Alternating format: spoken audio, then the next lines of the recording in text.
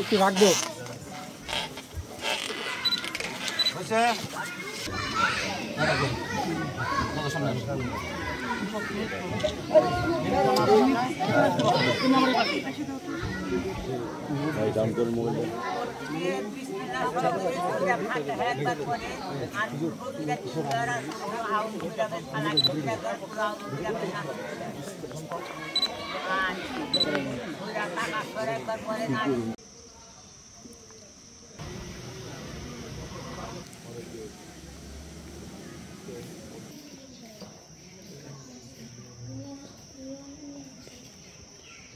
হুমায়ুন আহমেদ কিন্তু নুহাশপল্লীটা গড়েছিলেন গাছপালা দিয়েই।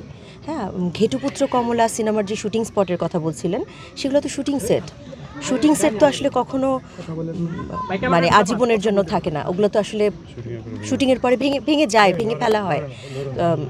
আমি মনে করি না ব্যক্তিগতভাবে, এবং আমার সঙ্গে আমার নুহাশপল্লীর আমাদের সব সহকর্মীরা আছেন, আমরা কেউ মনে করি না যে জৌল সারাচ্ছে। হ্যাঁ, যদি বলেন যে এখন এখানে যেহেতু নতুন নাটক বা সিনেমার শুটিং হয় না, সেজন্য নতুন করে কোনো কিছু বানানো হচ্ছে না। আমাদের যদি বলা হয় যে হুমায়ুন আহমেদ যা গড়ে গেছিলেন সেটা সেভাবে রাখাটাই আমাদের প্রধান দায়িত্ব। এর পাশাপাশি আমরা যেটা করার চেষ্টা করি, মানে উনি নুহাশপল্লীটা গড়েছিলেনই শুধুমাত্র ওনার বাংলাদেশে যত রকমের গাছ পাওয়া যায়, মানে যেগুলো পাওয়া যায় সেগুলো তো বটেই, এবং দেশের বাইরে থেকে উনি গাছ কিনে এনে লাগাতেন। স্মৃতি ধরে রাখা আসলে কোনো একটা মানে একটা মনুমেন্ট বানায় তো না, কোনো একটা মূর্তি বানালাম বা কোনো একটা স্মৃতিসৌধ বানালাম, সেটা তো স্মৃতি ধরে রাখা না। স্মৃতি ধরে রাখা তো আসলে হৃদয়ের ব্যাপার। আমি তো মনে করি মানে আমার আশেপাশে যারা আছে তারা সবাই হুমায়ুন আহমেদের স্মৃতিকে ধরে রেখেছে। হুমায়ুন আহমেদের পাঠক আগে যেই প্রজন্ম ছিল, গত 13 বছরে আরও নতুন প্রজন্ম হুমায়ুন আহমেদের পাঠকের তালিকায় যুক্ত হয়েছে। আসলে মানে কোনো একটা মিনার বা কোনো একটা স্মৃতিসৌধ এটা বানিয়ে স্মৃতি ধরে রাখা হয়, সেটা আমি মনে করি না। স্মৃতিটা হৃদয়ে ধরে রাখা আছে। করতে পারেন যে হুমায়ুন আহমেদের একটা জাদুঘর, স্মৃতি জাদুঘরের কথা আসলে বারবার বলা হয়, কিন্তু একটা স্মৃতি জাদুঘর বানাতে আসলে যে ধরনের আর্থিক সক্ষমতা দরকার সেটা এখনও নুহাশপল্লীর হয়ে ওঠেনি। নুহাশপল্লী সেটার জন্য আসলে মানে চেষ্টা চালাচ্ছে। আর্থিক যেই আমরা বানাতে যেই সব মশার বিরুদ্ধে সুরক্ষা দিতে এলো বসুন্ধরা এক্সট্রিম অ্যারোসল।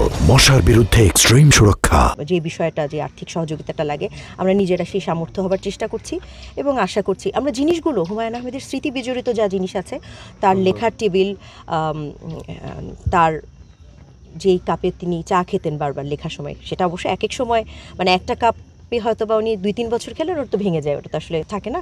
তো উনি শেষ 2-1 বছর যে কাপে চা খেতেন, এমনকি উনি যেই পোশাকগুলো বেশি পরতেন, কিনা আমরা জাদুঘরের কাঠামোটা এখনো হয়নি, বিল্ডিংটা হয়নি, কিন্তু জিনিসগুলো যেহেতু সংরক্ষিত আছে, আমি যদি বানিয়ে শেষ করতে না পারি, আমি যদি শুরু করতে নাও পারি, আমি আশা করি ওনার যে ভবিষ্যৎ প্রজন্ম আছে, ওনার তো 3 ছেলে আছে, 3 মেয়ে আছে, কেউ না কেউ তো কাজটা ধরবে।